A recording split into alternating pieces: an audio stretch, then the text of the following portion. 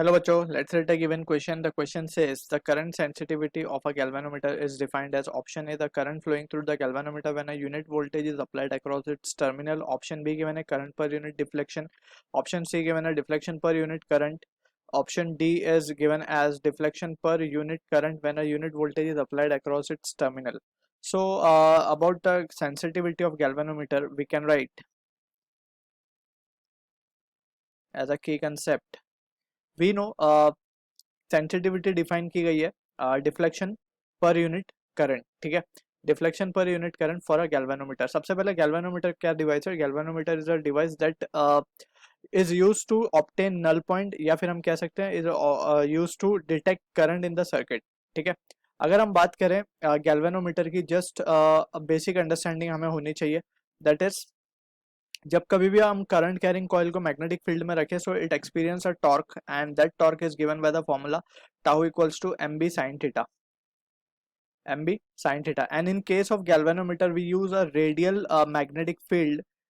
और अगर हम लेट सपोज करें, हम टॉप व्यू देखें इस कॉइल का which is placed in the magnetic field. So magnetic field basically होगी कैसे? Magnetic field will be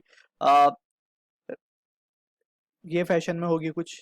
let suppose ये मान लेते हैं नॉर्थ पोल है and this is the south pole. So हम कैसे बता सकते हैं यहाँ पे?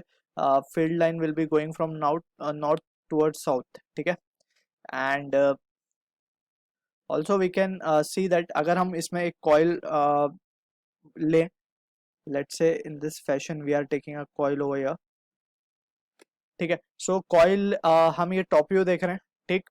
तो टॉप व्यू में ये कॉइल दिख रही है। सो इसके ऊपर जो करंट होगा, अगर इसका फ्रंट व्यू देखा जाए तो कुछ इस तरीके से ये फ्रंट व्यू से दिखेगी। So let suppose the current is flowing in this fashion. So ये करंट जो फ्लो होगा उसकी वजह से जो मैग्नेटिक मूवमेंट आएगा, that we can use right hand thumb rule to calculate that. Let say magnetic field का जो मैग्नेटिक मूवमेंट का जो डायरेक्शन है, that is capital M, it is coming this way. And in this situation यहाँ पे जो magnetic field का direction है अभी फिलहाल के लिए, it is perpendicular to it, ठीक है।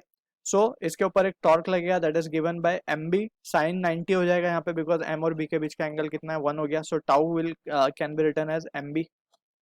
ऑलराइट, अब यहीं से वी कैन से इसके ऊपर टॉर्क लगेगा, so it will rotate and it will rotate. And ये जो नया पोजीशन आएगा इसका, नया position will be such that it will again be aligning with the magnetic field.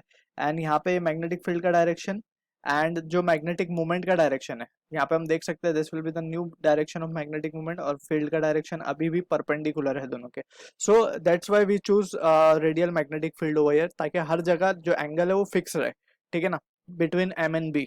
अब एम को हम क्या लिख सकते हैं? आई एन ए, है ना, आई एन ए लिखा जा सकता है इसको। So from this we can write जो टॉर्क आएगा हमारे पास फाइनली, टॉर्क को हम क्या लिख देंगे?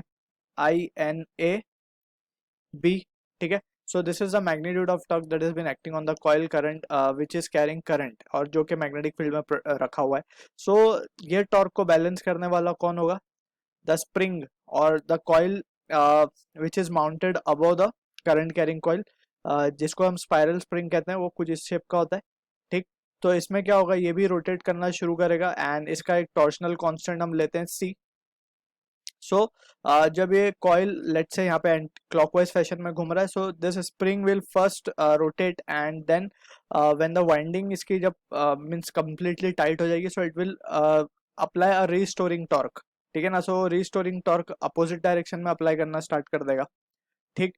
सो जब वो रीस्टोरिंग टॉर्क अप्लाई करेगा, so in that scenario we can say under equilibrium condition we can write NAB will be balancing this C theta. Theta is the deflection basically in the coil. So from this we can easily अब answer कर सकते हैं the given question. We can say now theta can be written as NAB by C into I, ठीक है ना।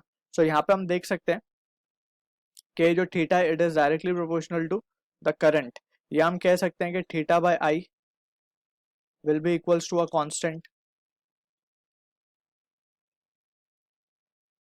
NAB by C, ठीक है। सो ये जो थीटा बाई आई आया है इसे ही हम कहते हैं क्या? करंट सेंसिटिविटी, ठीक है, that is I S. So current sensitivity is nothing but it is deflection पर यूनिट करंट। और इसका जो अगर यूनिट हम देखा जाए तो यूनिट क्या लिखेंगे हम? रेडियन पर एम्पियर। ठीक है। So from this we can say option जो है हमारा, option C is the answer to the question. I hope you understood the solution. All the best.